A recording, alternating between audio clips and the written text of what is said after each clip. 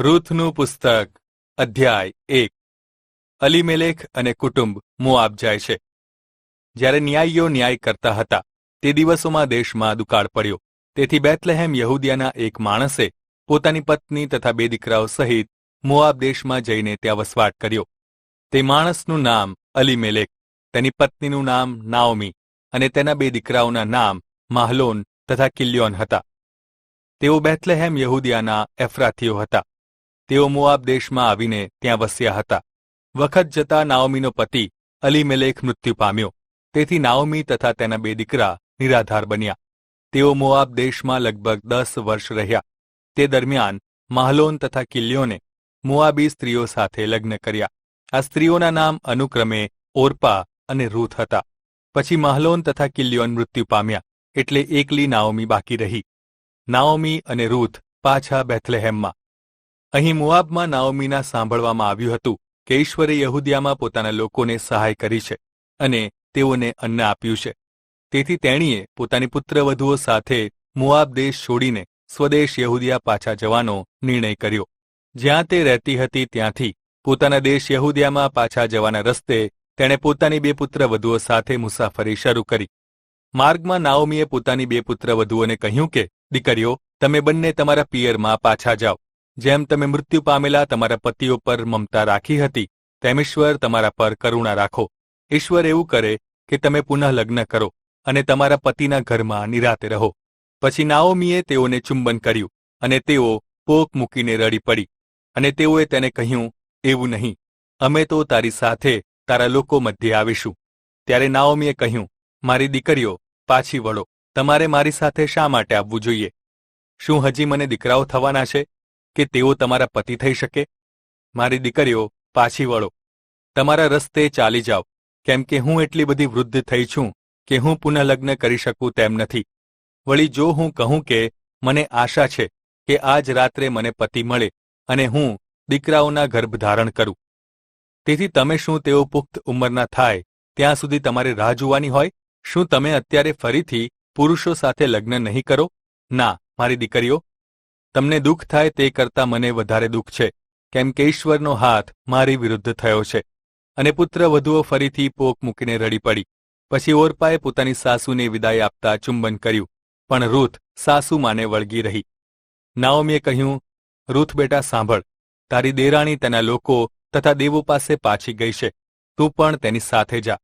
ત્યારે રૂથે કહ્યું, તને છોડીને તારી પાસેથી દૂર જવાનું મને ના કહે, કેમ કે જ્યાં તું જઈશ ત્યાં હું આવીશ અને જ્યાં તું રહેશે ત્યાં હું રહીશ. તારા લોક તે મારા લોક અને તારા ઈશ્વર તે મારા ઈશ્વર થશે.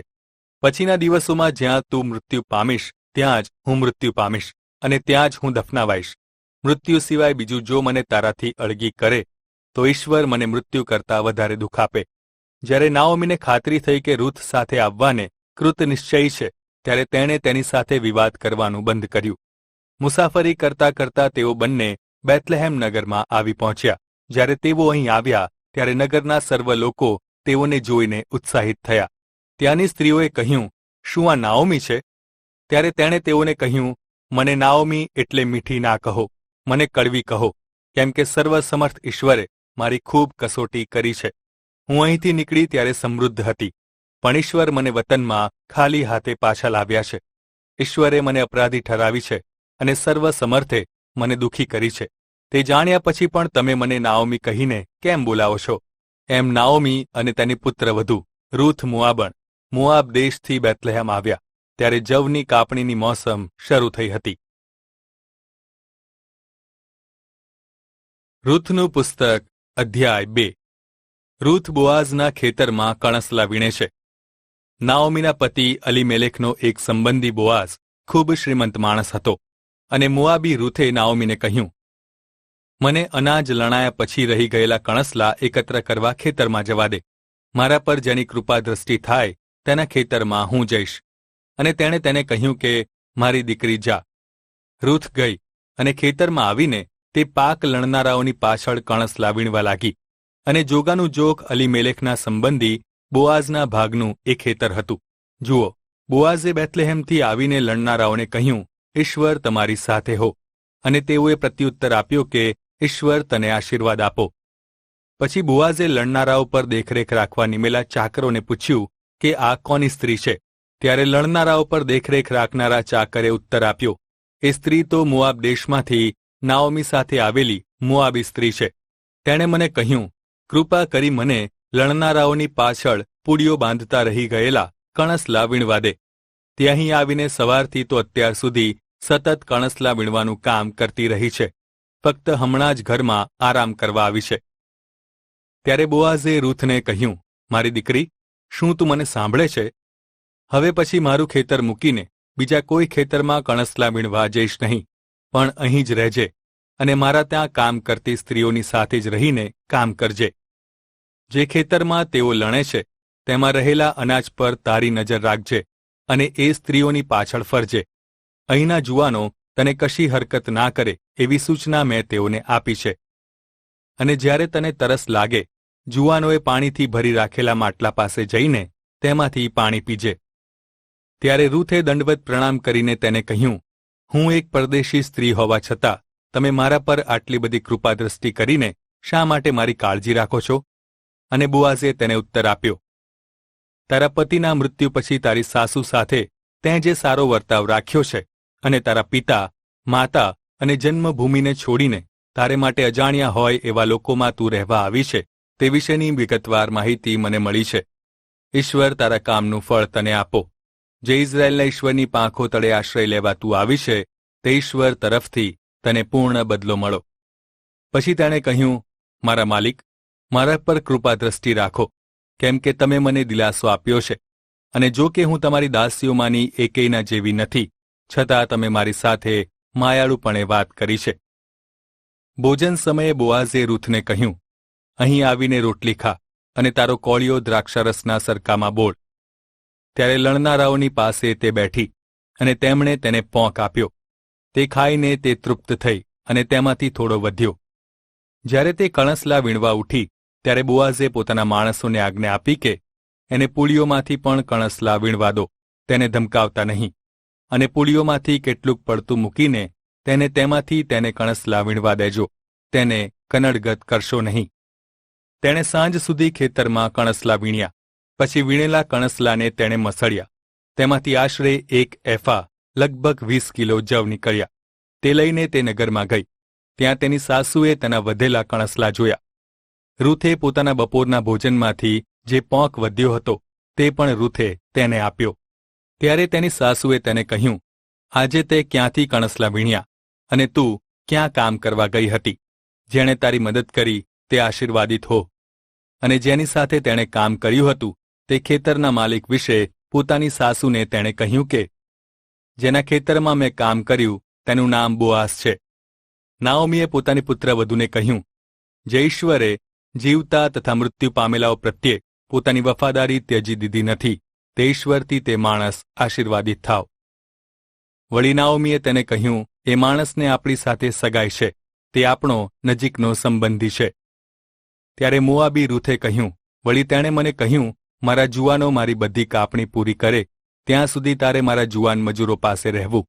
ત્યારે નાઓમીએ પોતાની પુત્રવધુ રૂથને કહ્યું, મારી દીકરી, એ સારું છે કે તું તેની જુવાન સ્ત્રીઓ સાથે જા, જેથી બીજા કોઈ ખેતરવાળા તને કનડગત કરે નહીં. માટે જવની તથા ઘઉંની કાપણીના અંત સુધી તે કણસલા વીણવા માટે બોઆઝની સ્ત્રી મજૂરો પાસે રહી, અને તે પોતાની સાસુની સાથે રહેતી હતી. રૂથનું પુસ્તક અધ્યાય 3. રૂથને પતિ મળ્યો. તેની સાસુ નાઓમીએ તેને કહ્યું, મારી દીકરી, તારા આશ્રય માટે મારે શું કોઈ ઘર શોધવું નહીં કે જેથી તારું ભલું થાય? અને હવે બોઆઝ, જેની જુવાન સ્ત્રી કાર્યકરો સાથે તું હતી, તે શું આપણો નજીકનો સંબંધી નથી? જો તે આજ રાત્રે ખળીમાં જવ ઉપણશે. માટે તું તૈયાર થા. નાહી ધોઈને અત્તર ચોડીને સારા વસ્ત્રો પહેરીને તું ખળીમાં જા. પણ તે માણસ ખાઈ પી રહે ત્યાં સુધી તે માણસને તારી હાજરીની ખબર પડવા દઈશ નહીં. અને જ્યારે તે સૂઈ જાય ત્યારે જે જગ્યાએ તે સૂવે છે તે જગ્યા તું ધ્યાનમાં રાખજે કે જેથી ત્યારબાદ તેની પાસે જઈ શકે. પછી અંદર જઈને તેના પગ ખુલ્લા કરીને તું સૂઈ જજે. પછી તે તને જણાવશે કે તારે શું કરવું. અને રૂથે નાઓમીને કહ્યું, જે તેં કહ્યું તે બધું હું કરીશ. પછી તે ખળીમાં ગઈ. તેની સાસુએ તેને જે સૂચનો આપ્યા હતા તે પ્રમાણે તેણે કર્યું. જ્યારે બોઆઝે ખાઈ પી લીધું અને તેનું હૃદય મગ્ન થયું ત્યારે અનાજના ઢગલાની કિનારીએ જઈને તે સૂઈ ગયો. રૂથ ધીમેથી ત્યાં આવી, તેના પગ ખુલ્લા કર્યા અને તે સૂઈ ગઈ. લગભગ મધરાત થવા આવી અને તે માણસ ચમકી ઉઠ્યો. તેણે પડખું ફેરવ્યું અને ત્યાં એક સ્ત્રીને તેના પગ આગળ સૂતેલી જોઈ. તેણે તેને કહ્યું, તું કોણ છે? રૂથે ઉત્તર આપ્યો, હું તમારી દાસી રૂથ છું. તમારું વસ્ત્ર લંબાવીને આ તમારી દાસી પર ઓઢાડો, કેમ કે તમે છોડાવનાર સંબંધી છો. તેણે કહ્યું, મારી દીકરી, તું ઈશ્વરથી આશીર્વાદિત થા. અગાઉ કરતાં પણ તે વધારે માયા દર્શાવી છે. તે કોઈ પણ ગરીબ કે ધનવાન જુવાનની પાછળ જવાનું વર્તન કર્યું નથી. હવે મારી દીકરી, બીશ નહીં. તેં જે કહ્યું છે તે બધું હું તારા સંબંધમાં કરીશ, કેમ કે મારા લોકોનું આખું નગર જાણે છે કે તું સદ્ગુણી સ્ત્રી છે. જો કે તે સાચું કહ્યું છે કે હું નજીકનો સંબંધી છું, તો પણ મારા કરતાં વધારે નજીકનો એક સંબંધી છે. આજ રાત અહીંયા રહી જા, અને સવારમાં જો તે પોતાની ફરજ બજાવે તો સારું. ભલે તે નજીકના સગા તરીકેની પોતાની ફરજ બજાવે, પણ જો તે સગા તરીકે તારા પ્રત્યેની પોતાની જવાબદારી અદા નહીં કરે તો પછી ઈશ્વરની સમક્ષતામાં હું પ્રતિજ્ઞા કરું છું કે નજીકના સગા તરીકેની તારા પ્રત્યેની ફરજ હું બજાવીશ. સવાર સુધી સૂઈ રહે. સવાર સુધી રૂથ તેના પગ પાસે સૂઈ રહી. પરોડિયું થાય તે પહેલાં ઉઠી ગઈ, કેમ કે તેણે કહ્યું હતું કે કોઈને જાણ થવી ના જોઈએ કે કોઈ સ્ત્રી ખળીમાં આવી હતી. બોઆઝે કહ્યું, તારા અંગ પરની ઓઢણી ઉતારીને લંબાવ. તેણે તે લંબાવીને પાથર્યું. ત્યારે બોઆઝે 6 મોટા માપથી માપીને જવ આપ્યા અને પોટલી તેના માથા પર મૂકી. પછી તે નગરમાં ગઈ. જ્યારે તેની સાસુ પાસે તે આવી ત્યારે તેણે પૂછ્યું, મારી દીકરી, ત્યાં શું થયું? ત્યારે તે માણસે તેની સાથે જે વ્યવહાર કર્યો હતો તે વિશે રૂથે તેને જણાવ્યું. વળી તારી સાસુ પાસે ખાલી હાથે ના જા, એવું કહીને 6 મોટા માપથી માપીને આ જવ મને આપ્યા. ત્યારે નાઓમીએ કહ્યું, મારી દીકરી, આ બાબતનું પરિણામ શું આવે છે તે તને જણાય નહીં ત્યાં સુધી અહીં જ રહે, કેમ કે આજે તે માણસ આ કાર્ય પૂરું કર્યા વિના રહેશે નહીં. રૂથનું પુસ્તક અધ્યાય 4. બોઆઝ રૂથ સાથે લગ્ન કરે છે. હવે બોઆઝ દરવાજા સુધી ગયો અને ત્યાં બેઠો. થોડી જ વારમાં જે છોડાવનાર સંબંધી વિશે બોઆઝે વાત કરી હતી તે ત્યાં આવ્યો. બોઆઝે તેને કહ્યું, અહીં આવીને બેસ, અને તે ત્યાં આવીને બેઠો. અને તેણે નગરના વડીલોમાંથી 10 માણસો બોલાવીને કહ્યું, અહીંયા બેસો, અને તેઓ બેઠા. ત્યારે તેણે પેલા નજીકના સંબંધીને કહ્યું કે નાઓમી, જે મોઆબ દેશમાંથી પાછી આવી છે, તે આપણા ભાઈ એલીમેલેખવાળી જમીનનો ભાગ વેચી રહી છે. તેથી મેં વિચાર્યું કે તને જાણ કરું. સાંભળ, અહીંયા બેઠેલા છે તેઓ તથા મારા લોકોના વડીલોની સમક્ષ તું તે ખરીદી લે. જો તે છોડાવવાની તારી ઈચ્છા હોય તો છોડાવી લે, પણ જો તે છોડાવવાની તારી મરજી ના હોય તો પછી મને કહે, કે જેથી મને ખ્યાલ આવે, કેમ કે તે છોડાવવાનો સૌથી પ્રથમ હક તારો છે. તારા પછી હું તેનો હકદાર છું. ત્યારે તેણે જણાવ્યું કે હું તે છોડાવીશ. પછી બોઆઝે કહ્યું કે નાઓમીની પાસેથી એ ખેતર જે દિવસે તું ખરીદે તે જ દિવસે તારે મૃત્યુ પામેલા મહલોનની પત્ની મોઆબી રૂથની સાથે લગ્ન કરવું પડશે, જેથી કરીને તેના વારસા પર તું મરનારનું નામ ઊભું કરે. ત્યારે નજીકના સંબંધીએ કહ્યું કે મારા પોતાના ઉત્તરાધિકારીને હાનિ કર્યા સિવાય હું મારા માટે તે છોડાવી શકીશ નહીં. તેથી હવે તે જમીન છોડાવવા માટે તું હકદાર થા, કેમ કે મારાથી તે છોડાવી શકાય તેમ નથી. હવે પ્રાચીન કાળમાં ઇઝરાયેલમાં એવી રીતે છોડાવવાનો તથા વેચવા સાટવાનો એવો રિવાજ હતો કે બધી બાબતોની ખાતરી કરવા માણસ પોતાનું પગરખું કાઢીને તે પોતાના પડોશીને આપતો, અને ઇઝરાયેલમાં કાયદાકીય કરાર કરવાની આ રીત હતી. તેથી પેલા નજીકના સંબંધીએ બોઆઝને કહ્યું, તારે પોતાને માટે તે ખરીદી લે, અને તેણે પોતાના પગરખા ઉતાર્યા. બોઆઝે વડીલોને તથા સર્વ લોકોને કહ્યું, આ દિવસના તમે સાક્ષી છો કે અલીમેલેખની, કિલ્યોનની તથા મહલોનની જે સંપત્તિ હતી તે બધી મેં નાઓમી પાસેથી ખરીદી છે. વળી મૃત્યુ પામેલાના વારસા ઉપર તેનું નામ જળવાઈ રહે તે માટે મહલોનની પત્ની એટલે મોઆબી રૂથને મેં મારી પત્ની થવા સારું સ્વીકારી છે, જેથી મૃત્યુ પામેલાનું નામ તેના ભાઈઓ તથા તેના સ્થાનમાંથી નષ્ટ ન થાય. આજે તમે તેના સાક્ષીઓ છો. દરવાજા આગળ જે લોકો તથા વડીલો હતા તેઓ બધાએ કહ્યું, અમે સાક્ષીઓ છીએ. ઈશ્વર એવું કરે કે જે સ્ત્રી તારા ઘરમાં આવી છે તે રાહેલ તથા લેયા એ બંને ઇઝરાયેલનું ઘર બાંધ્યું તેઓના જેવી થાય. તું એફરાથામાં આબાદ અને બેથલેહેમમાં માનપાત્ર થા. આ જુવાન સ્ત્રીથી ઈશ્વર તને જે સંતાન આપશે તેથી તારું ઘર યહૂદિયાથી તામારને પેટે થયેલા પેરેસના ઘર જેવું થાવ. બોઆઝ અને તેના વંશજો. બોઆઝે રૂથની સાથે લગ્ન કર્યા. તે તેની પત્ની થઈ. ઈશ્વરની કૃપાથી તે સગર્ભા થઈ. તેણે પુત્રને જન્મ આપ્યો. સ્ત્રીઓએ નાઓમીને કહ્યું, ઈશ્વરનો આભાર હો અને તેમનું નામ ઇઝરાયેલમાં પ્રસિદ્ધ થાવ. તેમણે તને નજીકના સંબંધી વગરની રહેવા દીધી નથી.